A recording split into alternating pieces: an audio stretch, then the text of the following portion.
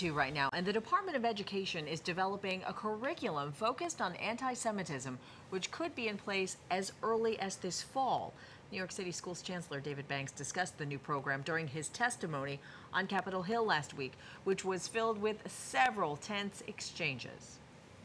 We removed the principal of that school for a lack of leadership and oversight. I don't know how to make it much clearer. How can Jewish students go to school knowing that he is still on your payroll, sir? I know whose payroll it is, sir. And at that school, we considered his leadership not strong enough to be the leader in that school. Wow, but he can still strong enough to participate in your school district? He's still strong enough to be on your payroll? As the leader of that school.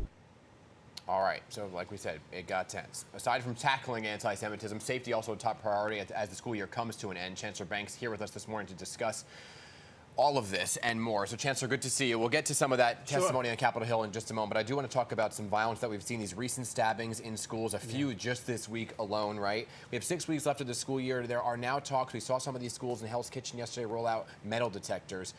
What do you think about doing that system-wide? Well, I think system-wide can be a little problematic. We have lots of schools and lots of school communities that never have any incidents in their schools. Yeah. And they really do push back. The parents push back around this notion of having, metal detectors in their schools. It changes a bit the culture of your school when you have to go through metal detectors. Doesn't feel good.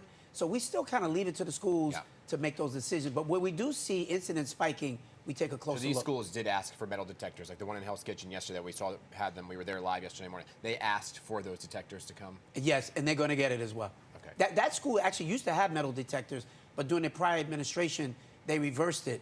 But we're going to put those metal detectors back in. We have to ensure the safety of all of our kids. I mean, what about the option of adding more school safety agents? Because there are 4,100 school safety agents compared to the more than 1 million students? Because that seems a little lopsided.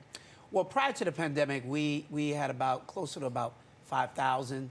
So we're around, a little over 4,000 now. So we don't have quite as many as we had before. We're still looking to add more school safety agents. It's a tough job. It's not a very high-paying job, so it's a little tough to recruit folks for those. But some of these incidents, even if you have more school safety agents, it would make a difference. Sometimes these are just fights between kids, and they'll pull something out and hurt each other. Ultimately, it's about how you help kids understand that they shouldn't become violent when they have disagreements. Yeah, and that school, some of the ones that are getting metal detectors, is that for the remainder of the school year? Yeah, certainly for the remainder of the school year, and we'll certainly look at what we should be doing going into the next school year. Okay, I want to talk about the budget for a second before we get to the anti-Semitism.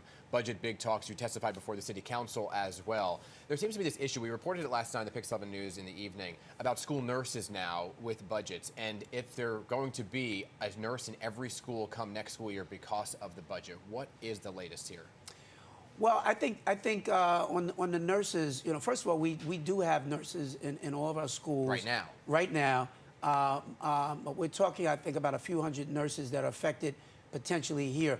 We're still working this through. This budget is still being negotiated between the mayor and the City Council. I think it's important to the City Council to make this happen. We will see what happens. But what does that mean? Does that mean that some schools will not have a nurse and that teachers will have to pick up the responsibility? Well, we don't know exactly what it will mean if in fact it is not restored. But I think we'll know more in the coming weeks after the City Council finishes this negotiation process with the mayor.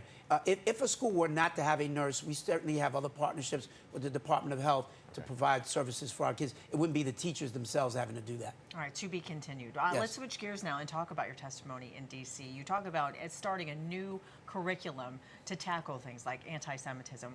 Can you tell us a little bit about what that's going to look like?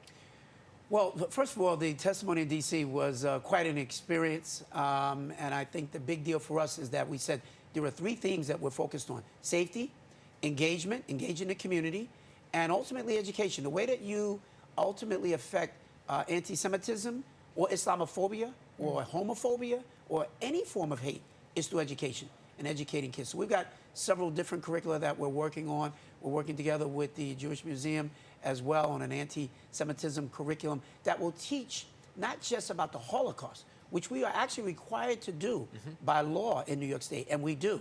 But the history of the Jewish people is so much greater than the Holocaust, and we want young people to understand that. We want them to understand about the Islamic and Muslim people and their contributions to world history. Yeah. The more that our kids learn about the other folks, they don't see each other as the other, and they see the common humanity in everyone. When do you expect a new curriculum to be rolled out then? Well, the new curriculum around Jewish history is going to still take us about another year. Okay. We're working on developing that specific one. Are you looking then to find more partnerships then in order to build up that curriculum? I am meeting with everybody, Muslim leaders across the city, Jewish leaders across the city. They are all working as real partners with us to help to develop further resources for kids. The more exposure that we do. We send thousands of kids to the Jewish Children's Museum in Brooklyn. And it's transformative because when kids get a chance to see the history of the Jewish people, it changes them.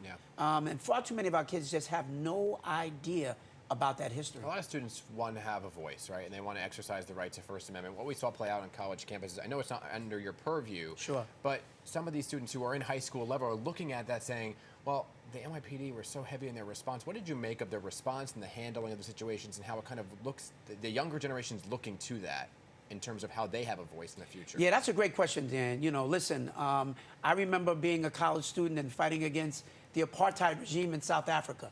So I get it. This is the issue of the day that people are leaning in on. And I think student voice is a powerful thing. And people should speak up. And they are about how they even think the war is going in the Middle East. That's fine. It's when your speech then shifts to being anti-Semitic or Islamophobic, that's where we part ways.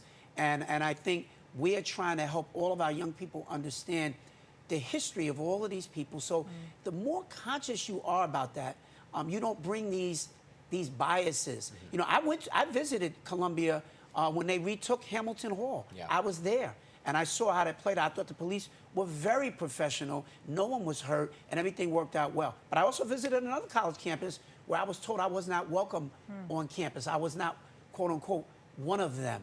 I said, what does that mean? And so when you start to create these divisions, that's not good. Yeah. Again, it's important to get to the root of the problem and start there. That's right. Thanks so much for taking the time to talk to us this morning, Chancellor. Thank you so Always much. good to All see right, you. appreciate it.